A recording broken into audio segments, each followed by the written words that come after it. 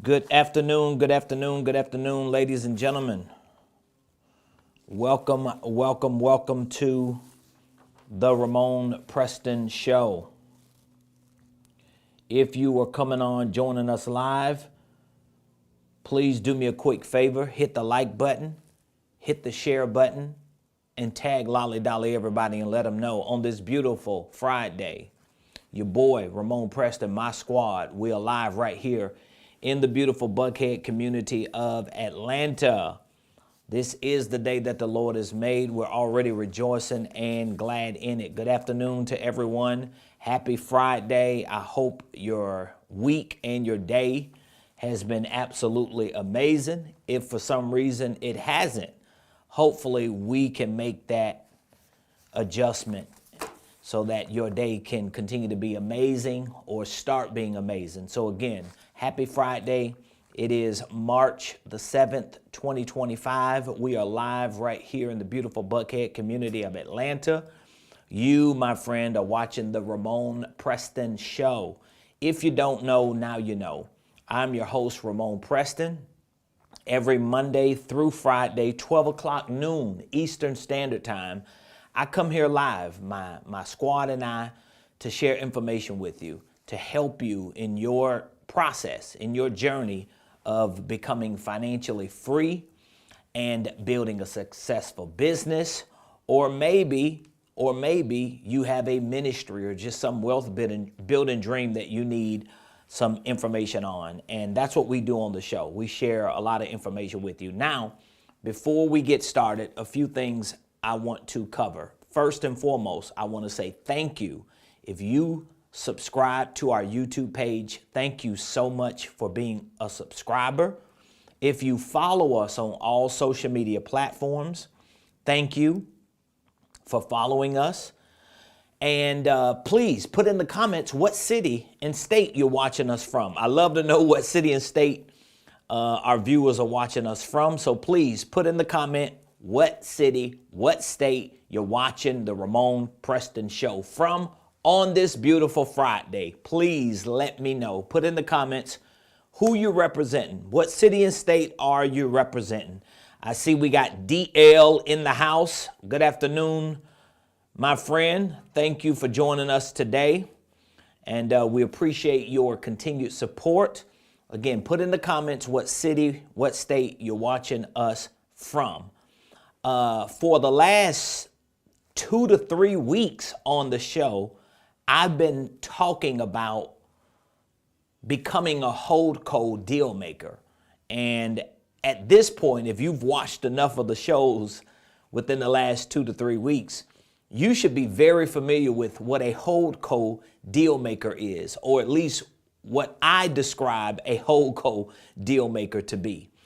And a HoldCo deal maker, which HoldCo is short for holding company, is simply someone who not only has a holding company, but maybe someone who knows how to use the concept of a holding company to do deals, to build relationships, to build an ecosystem of deal opportunities so that you can start making more money, expanding your options, and really start growing yourself or maybe your organization as a whole.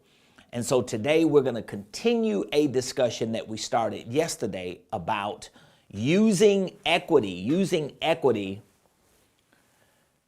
to grow your business, using equity to grow your business. I really didn't have a chance to go into some of the intricate details of using your equity, but I believe it is important for you to at least understand how powerful it can be if you own a business and if you look at using that business as a tool to grow your money, to grow your entrepreneurial endeavors. A lot of people can't see it that way because, number one, they don't have the right business structure.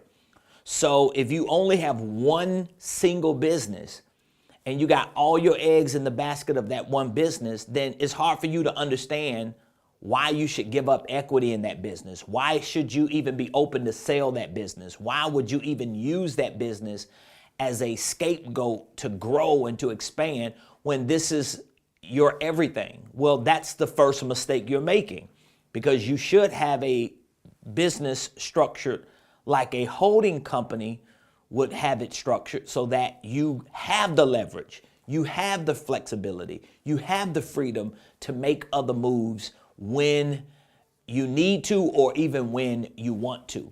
And so yesterday we started having this conversation about using equity to grow your business.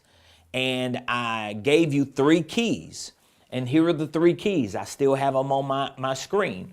And I want to go and break down some of the details of each of these 3 keys. Wow, well, I guess that worked pretty well. I figured I was going to end up doing that at some point. I figured I was going to do that at some point. I was going to break these things, or I was either going to drop them.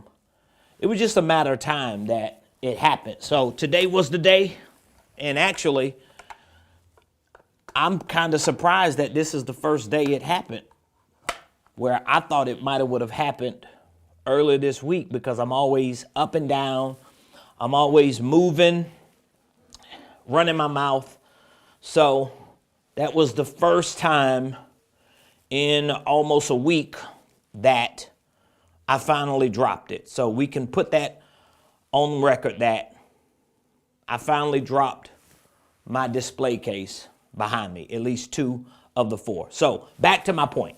All right, so let's look at these 3 keys for using equity to grow your business. And then we'll kind of go into the breakdown of some of the things that I want to bring emphasis on. Again, if you have one single business and all your business activity is running through that business and all your value is in that business, it's hard for you to understand the power of using that business equity to grow your business, because you're like, how can I grow my business if I give up equity in my business?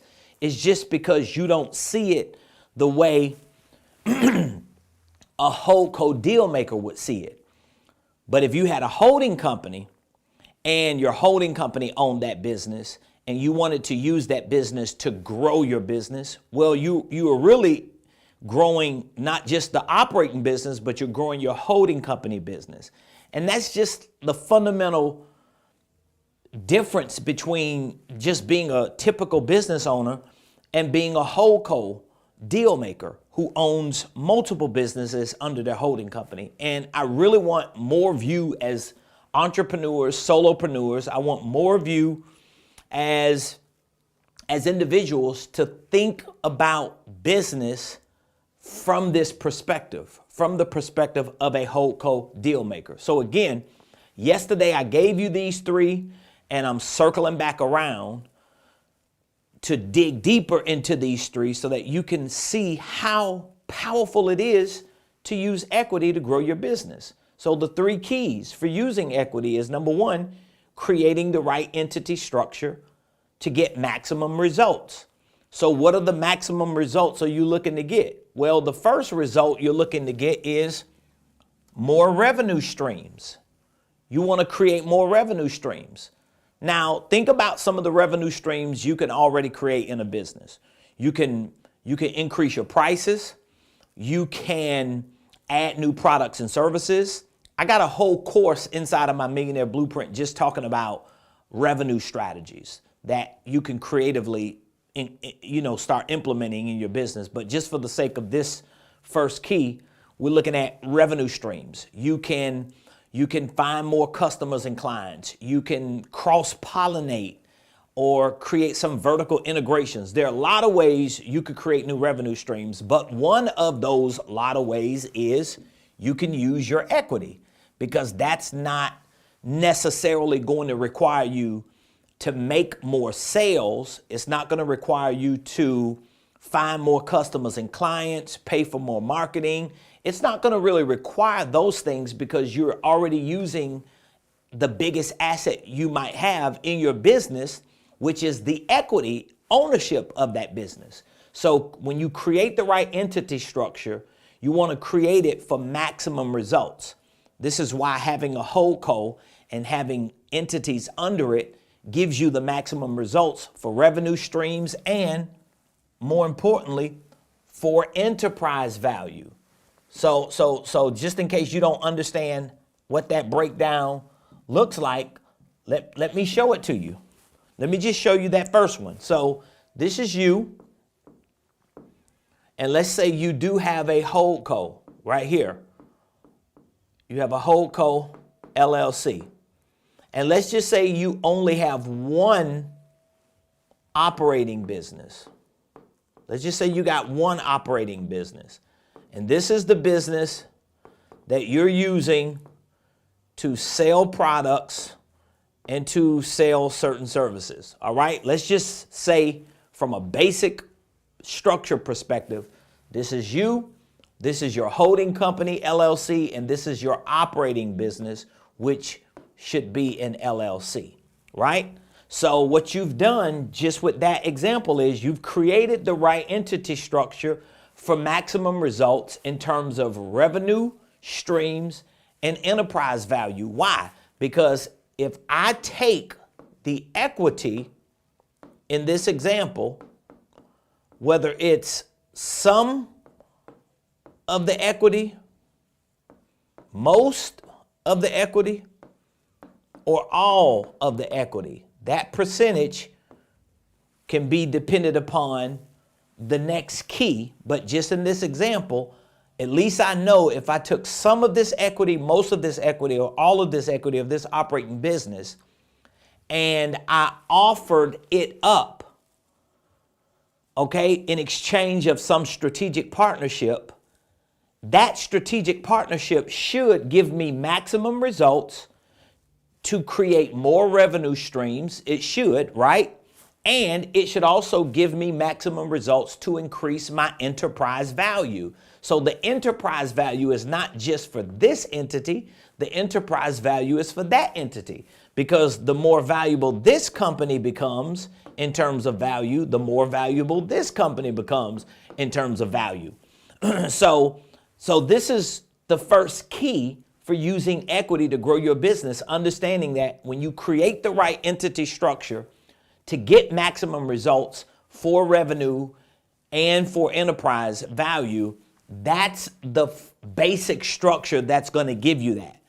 Now, in this same example, let's say if you didn't have the HoldCo and it was just you, like where most entrepreneurs are, they don't have a HoldCo here. All they have is them and their operating business. It's hard for you to part with some, most, or all of that equity because you feel like you've given a part of you away. This is where you got to make a decision. Do I want to be the average business entrepreneur, or do I want to become a real high-level HoldCo deal maker? That's a decision you got to make. You got to make that decision. And if it's hard to make that decision, then follow the money. That's one of the easiest ways to make a decision as a professional in business. Follow the money. Is this business model making you enough money for you to just keep doing it that way for the next 20 years? If that business model is not working for you, then you look at the money. If it ain't making you enough money to give you the ability to pivot into something else that you have an idea that you want to do, or some other, recreational activities you want to get involved in, then you make a different decision. So the first key for using equity is creating the right entity structure for maximum results. That's what we just did here in this example. We created an entity structure to show you that we just want to make sure the entities that we own are structured in a way that give us the maximum results, whether we sell more products, whether we provide more services, or whether we take equity and we use that to have partnerships with the right people who ultimately help us sell more products, provide more service, and who give us instant enterprise value, because we are now expanding or growing our business not just with more sales, not just with more marketing, but we're growing our business with more talent, with more support, with more interconnected relationships. This is the game changer, y'all. And again, I mentioned this yesterday. It's worth mentioning it again today.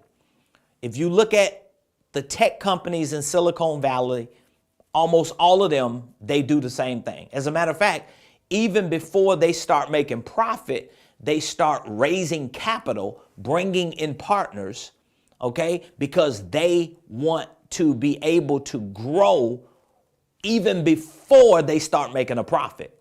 So they just take their idea and they go to large institutional investment bankers and let them create entity structures that give them the ability, okay, and the legal flexibility to raise money. But it's still a form of equity, whether it's in a fund, whether it's in an IPO, or whether it's a personal relationship we have as business colleagues that we decide to do something like this. And I think more small business owners need to think like that.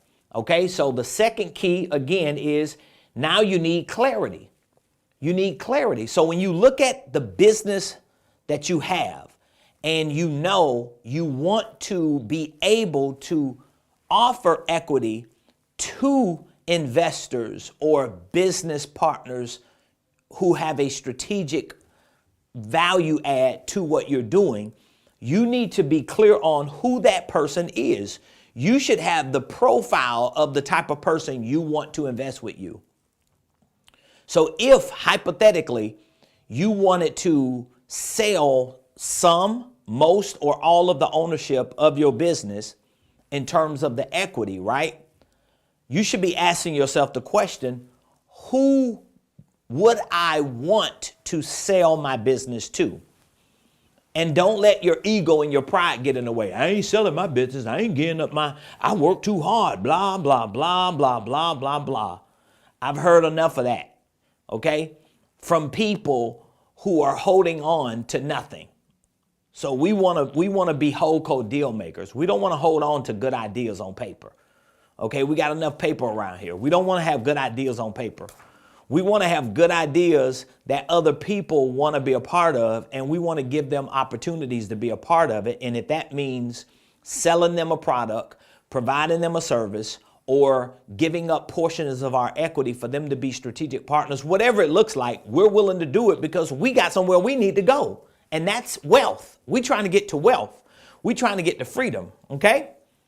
So you want to ask yourself the question, who is the type of person I need in my business right now? If you could pick a perfect partner to join you in your business endeavors, what type of person would that be?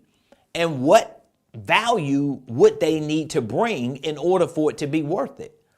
You need to be thinking about what that person looks like. Because if that person exists and you run into them, now you know how to have a conversation with them because you already have in your mind, oh, if I could connect with this kind of person, my business will go through the roof. Like I've had to have these same conversations myself. Matter of fact, I remember before I even started my first business, and me and my wife, we were preparing to get married. This is 23 years ago. I remember having that conversation with myself, even in terms of my wife being my business partner, because not all couples work together in business. Most of them won't even work together in life. But I wanted my wife to be my business partner. And when I looked at the profile of who she was and what her strengths were and what her experience and education and skill set was, I was like, wow, she's a perfect match for what I want to accomplish as an entrepreneur. So it was a perfect match. Some people, they don't think about that. They just date, and there was a time I didn't think about it. But when you live through enough issues, whether it's in relationships or career, business, life, you learn to ask the right questions. And so you should all be asking that question, not just in your personal life, but even in your professional life, even in your career. Like, who is that person I need to help grow my business? And what do I need? So we have PSR. So when it comes to getting clarity on who you want to part some of your equity with and what you need to part that equity with, you need to ask the P, S, and the R question, okay? Who is the person? Or maybe it may be people. Maybe it's people. Who are the people? So that's the P. And then you have the S. This is systems. Another word for systems could also be processes. And then we have the R for other resources. So these resources could be connections or relationships. So you want to ask yourself that question. If I decided to use my equity to grow my business, and I have the right entity structure that allows me to take the asset that I have inside of my business or the entire asset of my business to find the right partner, now I need to ask myself the question, who is that person? Okay, who is that person? How does that person look? What strengths and qualities and value does that person need? And does it match with who I am and what I have? Then I want to also ask the question about systems and processes. What systems and processes do I need? Is there a certain technology that I need to learn, or maybe my partner needs to know? Are there certain processes I don't have in my business right now that I need in my business? So I want to make sure the blind ain't walking leading the blind. So I don't want to have partnerships with people who bring the same thing that I bring, and it's really not benefiting us. It's just frustrating us. And then I want to look at other resources. What other resources do a potential partner or investor in my business need to have that I don't have to make it easier for me to, again, create more revenue streams and to increase the enterprise value so we can all win? All right? And then last but not least, the third key for using equity is commitment to collaboration. So now I have to have a commitment to collaboration. And again, the reason why I'm going back through these today is because yesterday I really wasn't able to go into the details of all these abbreviations I have. And now I'm able to get through them so you can understand them. So we have the entity structure that we created, okay? We now have clarity on who we need and what we need. And then we have a commitment to collaboration. You need to start programming your mind to accept commitment to collaboration. I am committed to collaborate. I'm committed to work with people. It took me longer than I should have let it take for me to understand how important and how powerful partnerships and collaboration was. Now, for years, I did collaborate. I did have some partnerships. I just didn't value it. So that means I really overlooked the power of it and the importance of it. I just thought it was what was being done at that time. But once I got out of the mindset of wanting to own everything myself and wanting to do everything myself and wanting to control everything myself, because I understood that that was just a limited mentality. It was coming from a place of scarcity and poverty. Once I opened my mind to wealth and abundance, I understood that, wow, there's a lot to go around, but you've got to be willing to share it.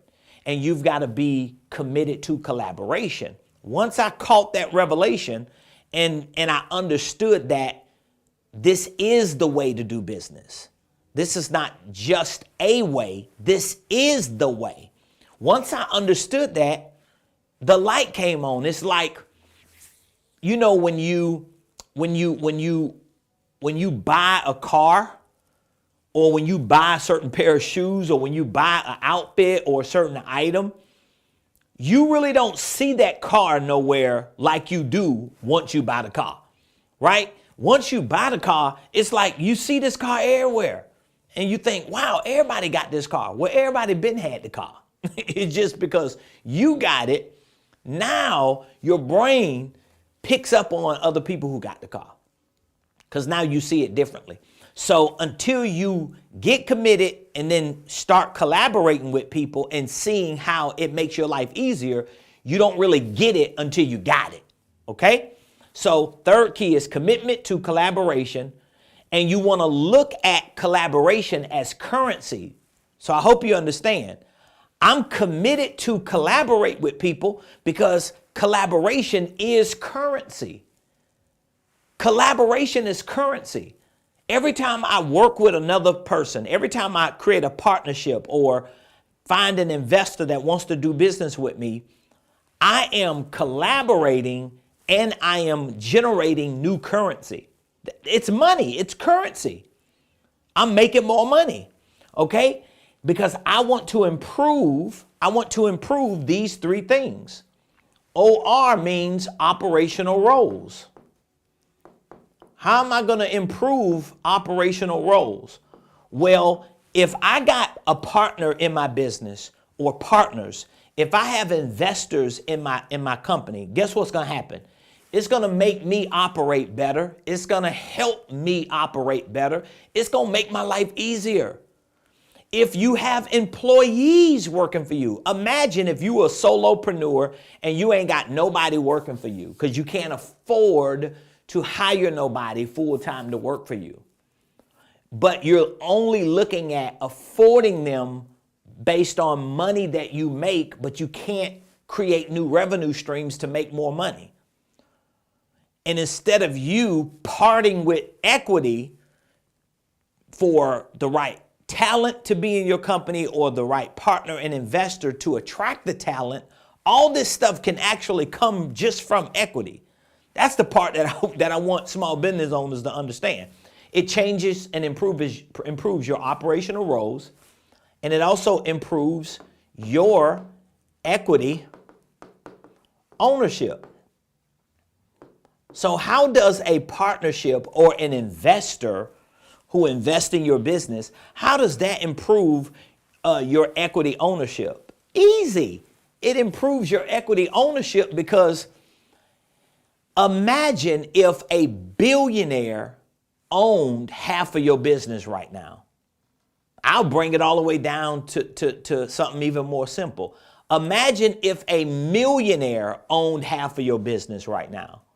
You want to break it down even more?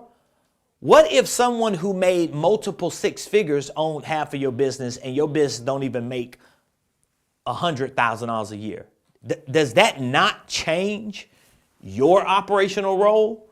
Because you learning from somebody who's doing something you ain't doing. Does it not change your equity ownership? And I'm telling y'all, we got to start thinking like this in today's marketplace. Why do you think the show Shark Tank is like one of the most popular shows on TV for almost 20 years? It's one of the reasons why it's so popular because people are starting to see how much of an advantage they can have when they just take their simple idea that they call a business and offer some, most, or all of it to partners and or investors. They're getting it. They're understanding this is what Silicon Valley does. This is what companies that go to Wall Street do. But we should be doing this on Main Street, not just on Wall Street. We should be doing it in the valley of our communities, not in Silicon Valley alone. So it improves your operational roles, your equity ownership, and it improves your exit strategy. How does it improve your exit strategy? Because you are essentially exiting certain operational roles because you ain't got the pressure you had by yourself. You're going to exit certain equity ownership positions because now you're not the only one who owns and is responsible and carries the brunt of the load. So it makes your ultimate exit strategy that much more improved and beneficial. So it's 12:30. I can't even believe 30 minutes of the show has already gone by. I hope you learned something today. I hope you can see how passionate I am about exposing you to concepts, principles that you can put to practice. But it first has to start here in your mind. And if I can just plant that seed into you and you allow that seed to be watered and grow, it might not be today, but one day the light is going to come on and you're going to say to yourself, I got it. I finally understand what he was talking about. I finally see what he means when he's saying some of the things that he's saying. So I want to congratulate you for staying the entire time for the show. If you are a faithful follower, I appreciate you for always being a part of our community. Hopefully this lesson, which was part 2 from yesterday's lesson, brought some clarity to you and value. Please let me know in the comments what your biggest takeaway was from today's show. I would love to know because I get a lot of feedback. I don't think I get as much feedback as I should, but I do get a lot. I get a lot of feedback. And the feedback that I do get from social media, from the content that we share, from students, clients, investors, and people that are a little more closer to us, the feedback really confirms to me that what we share on the show is helpful and it's getting across to the right people. So I appreciate you all. Love you all. If there's anything my team and I can do to help you, if you have any questions, all you have to do is look in the description. You're going to see our contact information. Feel free to call us. We're always here, at least Monday through Friday, and most of the times on the weekends, we're in and out of the office as well. But we're here, and we're available to answer whatever questions you have. All right? Venice said, biggest takeaway, Wall Street, best secret. Come on, that's good. Appreciate that. Lula, I see you, girl. Appreciate you. So if you are an individual looking to become an investor or to expand your financial freedom, if you're a solopreneur or an entrepreneur, you already have a small business, if you want to adopt the concepts and principles and practices of a HoldCo Dealmaker, in the description, there's a link to our HoldCo Dealmakers Playbook. It's a 6-week training. I go deep into all these concepts because I want you to become a HoldCo Dealmaker. I want you to learn how to maximize the results, not just of the business you're in to sell products and to provide services, but the business you should be in to set up the right entity structures and leverage those entity structures and connect those entity structures with investors and partners and colleagues to do more deals so that you can ultimately become financially free and build a legacy for you and for your family. So in the link, in the description, there's a link to our HoldCo Dealmakers Playbook. It's a 6-week course. And the course, the training is full of video modules, exercises, as well as our workshop that we broke up into 4 sessions. There's a digital workbook available inside of the 6-week course. There's also free access to an upcoming mastermind that we're going to host where we're going to break down certain creative strategies for putting deals together. It's going to be an amazing mastermind. We'll be hosting it within the next 2 weeks. And we also offer a free strategy call. So once you sign up for the 6-week course, you get instant access to all of the videos, all of the training, all of the content for our workshop and our workbook. And more importantly, you get access to the one-on-one strategy call where we can jump on a call, answer any questions you have, give you some direction on what you might need to do if you don't know how to structure or restructure your current business entities. And we're going to see to it that within that 6-week window, you get educated, you get trained, you get your homework assignments and exercises completed, you have the client support for the 6 weeks, and hopefully by the time you get to week 6 of this HoldCo Dealmakers Playbook training, you have a deal. How about that? So click the link in the description, take advantage of the opportunity, and give us a call if you have any questions. Matthew said, partnering and thinking about others who have wanted to partner with me. Okay, that's a good takeaway. Gerald, thank you for this digestible information, a very good source for beginners like me. Thanks. Thank you. I appreciate you all for joining us. It's Friday. Have an amazing weekend. Again, if you have any questions, call us. The information is in the description. If you're interested in joining our 6-week HoldCo Dealmakers Playbook training, it's an amazing training program.